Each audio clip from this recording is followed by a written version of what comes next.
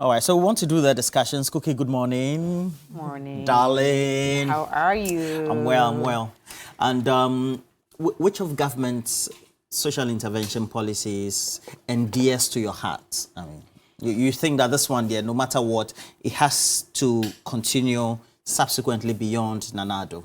I would have said free SHS. Very good. I would have said that, but of course we know the challenges that we've had, and we know what the IMF has also said about it, that it's been poorly targeted. Okay. But I mean, despite all that's going on, I really would love for it to continue, because education is key, and that's the future.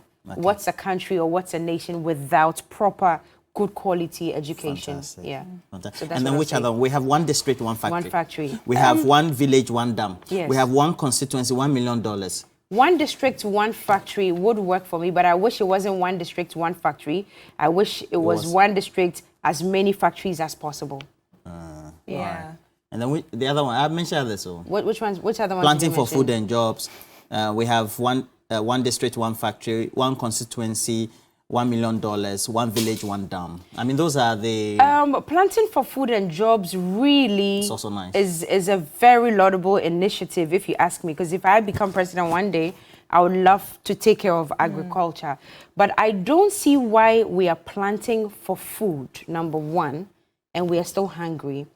We still get foodstuff rotting on the market, in the villages, in our stores and everywhere, and we don't have storage facilities. So yes, it may be providing jobs for the people in those areas or in those communities where the food is being planted, but why are we still hungry? Why are our shelves still empty? Why must I have access to avocado only when it's in season?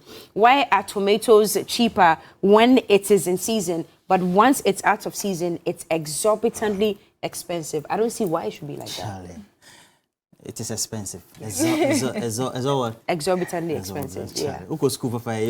Well, we've been joined from the economics department of the University of Ghana, one of the economists who is a regular on the show, as well as other platforms we have right here on TV3, and Dr. Edu Owusu-Sarkodie. Good morning to you, Dr. Edu Owusu-Sarkodie. Good morning. Yeah, I remember yesterday, Bright Appear of Child Rights International was here and was saying free SHS was a good one, etc. But you particularly also look at what Cookie has said. The IMF document and the IMF itself says that free SHS, good initiative, poorly targeted, as well as other social intervention policies. If you look at us with the IMF, then looking at these social intervention policies, which ones should we take a real look at, tweak, better manage, and then make them stay beyond just the government of Nana Addo Dankwa Akufo-Addo, despite IMF here with us? Well, thanks for the question. Let me give this preamble that since the 1990s, the IMF have changed the way they do their things. They have changed their modus operandi. They have changed from dictating specifically what countries must do to proposing solutions. And thanks to writings of economists like Stiglitz and Jeffrey Sachs and other seasoned development economists that have really advised the IMF to take into consideration whatever program they have with countries, the impact of it on the poor and the vulnerable. Especially when we talk about subsidies and then social intervention programs. You realize that before the 1990s, social intervention programs were not actually part of the vision of the IMF. But thank God that today, in every IMF program, they seem to consider what should be done to help the poor and the vulnerable. So back to your question about how many, which of the programs should we sustain beyond the presidency of this administration of Akufo-Addo?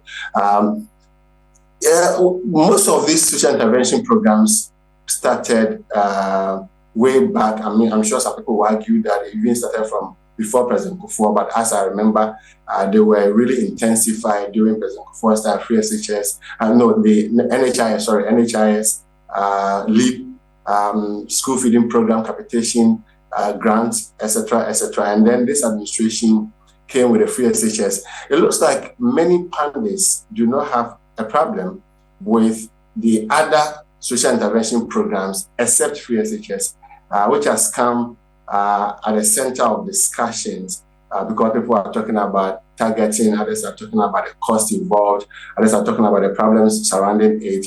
I would say that all the social intervention programs are necessary and they must be sustained beyond the presidency of Mr. Akufo-Addo. NHIS, LEAP, school feeding program, I'm not sure Ghana is thinking of cancelling any of these. It is with the free SHS that, like I said, many people want to, consider a review of it. And then you read, my position, my personal position on the free SHS. I have on every platform, I've defended it, and I've used both economic, arguments, social arguments, and political arguments to defend free SHS.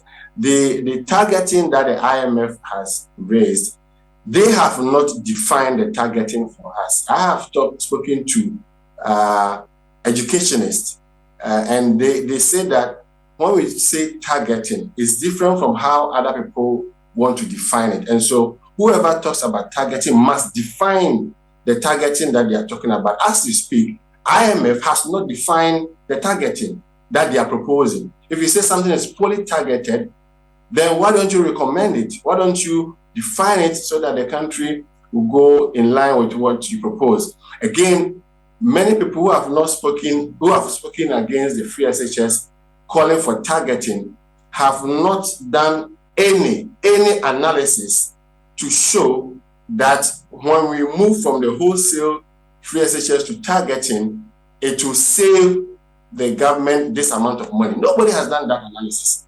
All you hear is targeting, let the rich pay and let the poor go to school free. But my counter argument to them all the time is that it is the rich that pay direct taxes in the country. The direct taxes in Ghana is progressive. So why would you want to exempt the rich who already pay direct taxes from, enjoying free SHS? So I think we should, and again, the university education is also subsidized. The university education is subsidized. Why are people not calling for, a review of the subsidy on the university education or tertiary education, but they are attacking free SHS? If we want to talk as a country, we want to review all the educational subsidy as a whole, then we should, talk about it. But, you cannot just play to the gallery and be emotional about these things and say targeting, when nobody has defined it, when nobody has come out with Doc, can you hear us? Yeah, I can hear you. Okay, so because I've been trying to interject, but you are not allowing me. Then I didn't hear the interjection. Oh, okay. I am sorry, but I've been asking. You said the targeted wasn't qualified, but it was qualified with poorly. And you also said that nobody has done any analysis or nobody's been able to come out to say why it's been poorly targeted. There hasn't been evidence.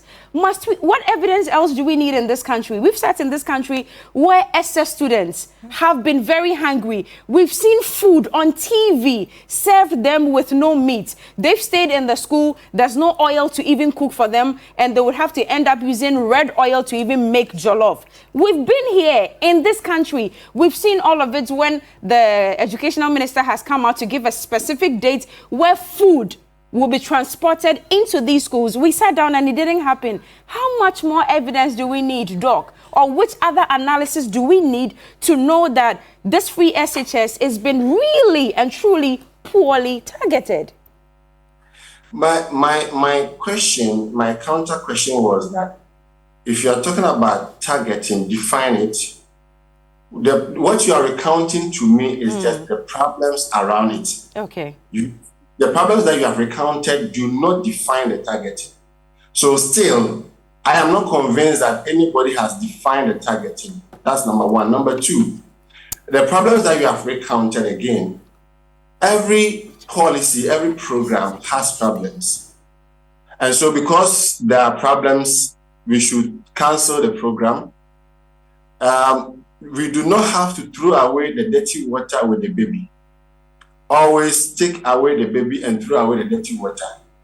Deal with the problems around it.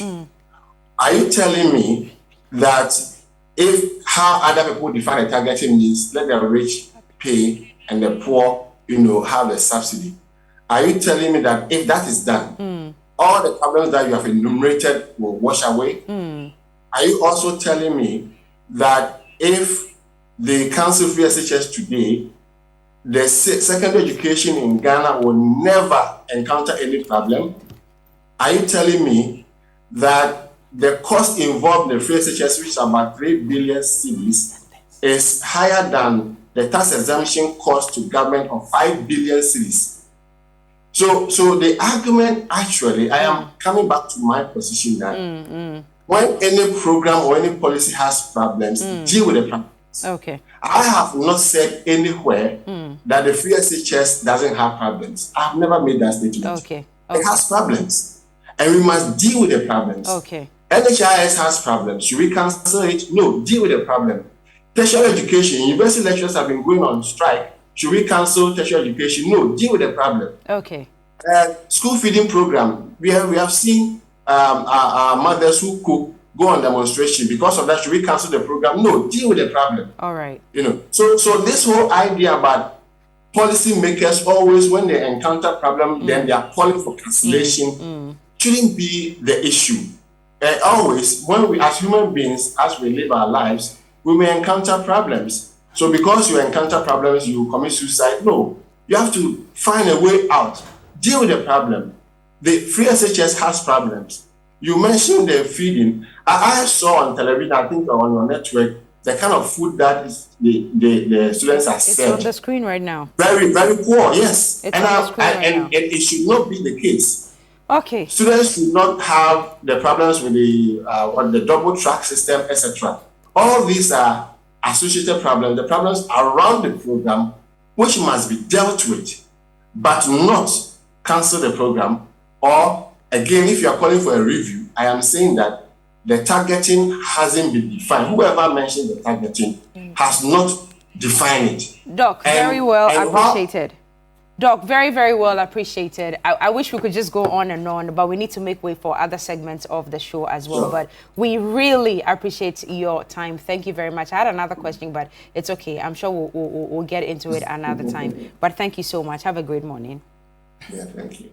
Fantastic. Well, we've activated the phone lines. They're going to be on the screen, so you can join. We would like to hear from you as well. But I mean, before we get into that as well, I'd like to say that social interventions always come from a good part, right? They're basically the ways that people are not left behind, people are carried along.